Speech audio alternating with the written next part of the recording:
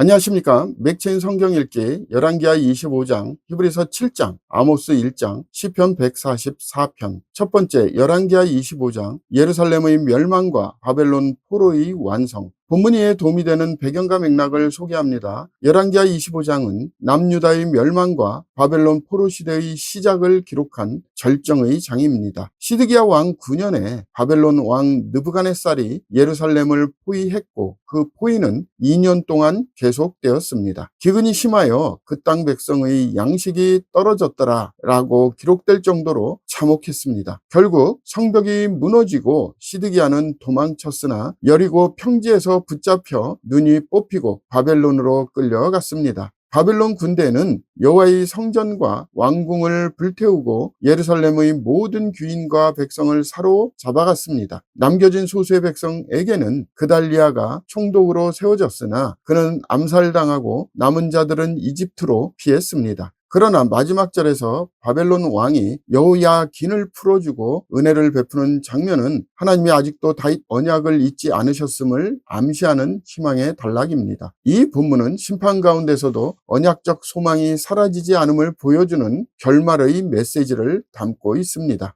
본문의 중요 구절을 소개합니다. 열왕기하 25장 29절 30절. 그 죄수의 의복을 벗게 하고 그의 일평생에 항상 왕의 앞에서 양식을 먹게 하였고 그가 쓸 것은 날마다 왕에게서 받는 양이 있어서 종신토록 끊이지 아니하였더라. 본문을 적용하는 데 도움이 되는 가이드라인입니다. 오늘날 우리는 하나님의 징계 속에서도 그분의 언약은 여전히 살아있음을 기억해야 합니다. 때로 하나님은 무너짐을 통해 우리를 새롭게 세우십니다. 모든 것이 끝난 것처럼 보일 때조차 하나님은 여전히 역사하고 계십니다. 우리의 절망의 끝에서도 하나님의 약속은 변하지 않습니다. 두 번째, 히브리서 7장, 멜기세덱의 반차를 따라 영원한 대제사장이신 예수. 본문에 도움이 되는 배경과 맥락을 소개합니다. 히브리서 7장은 예수 그리스도의 대제사장직의 우월성을 설명하며 멜기세덱과의 비교를 중심으로 신학적 논증을 전개합니다. 멜기세덱은 살렘 왕이요 지극히 높으신 하나님의 제사장이라 소개되며 아브라함으로부터 11조를 받은 인물입니다. 이는 아론 계열 제사장보다 더 높은 권위를 상징합니다. 저자는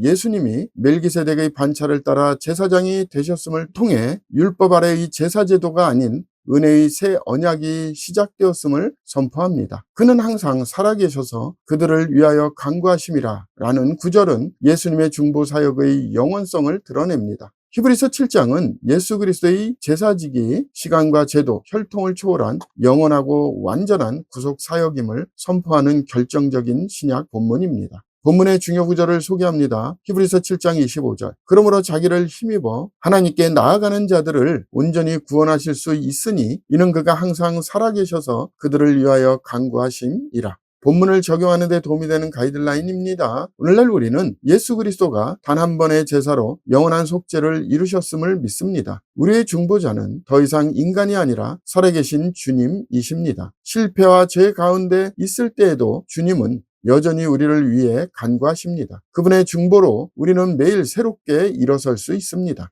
세 번째, 아모스 1장, 열방을 향한 하나님의 공의로운 심판 선언. 본문 이에 도움이 되는 배경과 맥락을 소개합니다. 아모스 1장은 선지자 아모스의 예언의 서두로서 하나님께서 주변 이방 나라들을 향해 내리시는 심판 선언으로 시작합니다. 아모스는 유다 남쪽 두고아 출신의 목자로 북이스라엘의 번영기, 즉 여로보암 2세 시대에 하나님의 말씀을 전했습니다. 하나님은 다메섹의 서너 가지 죄로 말미암아 내가 그 벌을 돌이키지 아니하리니 라 말씀하시며 다메섹 즉 아람 그리고 가사 즉 블레셋, 두로, 에돔, 암몬 등의 나라를 차례로 심판하십니다. 이들은 전쟁 중 참혹함, 배신, 무자비한 폭력으로 하나님의 공의를 거스른 민족들이었습니다. 이 장의 중심은 하나님은 이스라엘뿐 아니라 모든 열방의 죄를 심판하시는 공의의 하나님이심을 드러내는 데 있습니다. 인간의 행위와 정치적 힘에 상관없이 하나님은 정의의 기준으로 열방을 판단하십니다.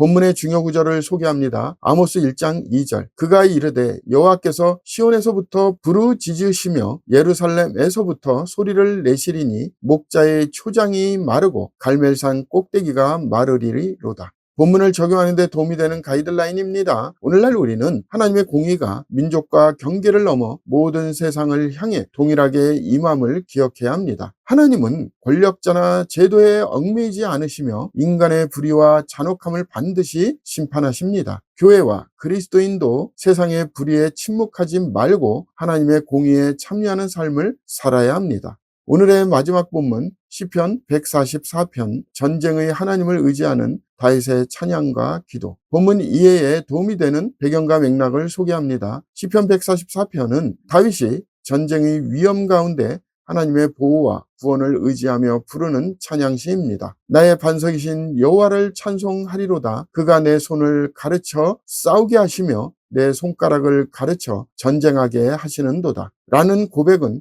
인간의 승리가 아니라 하나님의 능력으로 싸우는 신앙을 드러냅니다. 그는 자신이 사람은 헛것에 불과함을 깨닫고 오직 하나님만을 큰 물과 이방인의 손에서 구하여 건지소서라고 찬양합니다. 시편 후반부는 우리 아들들은 어리다가 장성한 나무들과 같으며 우리의 곳간에는 백복이 가득하며 라는 회복과 번영의 기도로 끝납니다. 이 시편은 전쟁과 평화, 위기와 번영의 경계를 넘어 하나님을 의지하는 왕의 겸손한 신앙 고백입니다. 본문의 중요 구절을 소개합니다. 시편 144편 1절. 다윗의 시. 나의 반석이신 여호와를 찬송하리로다. 그가 내 손을 가르쳐 싸우게 하시며 손가락을 가르쳐 전쟁하게 하시는도다.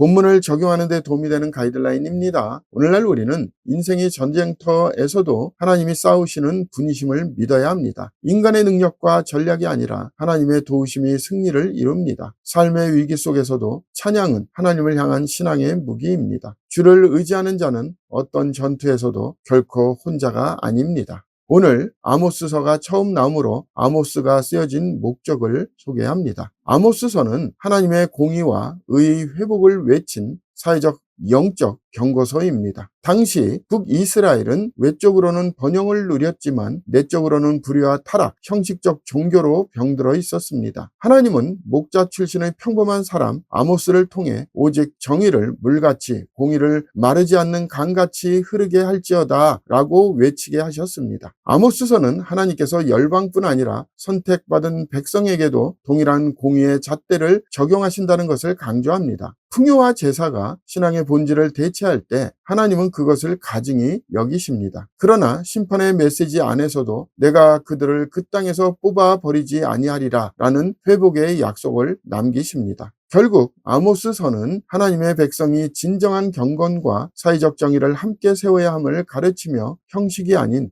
내면의 경외로 돌아올 것을 촉구하는 예언서입니다. 감사합니다.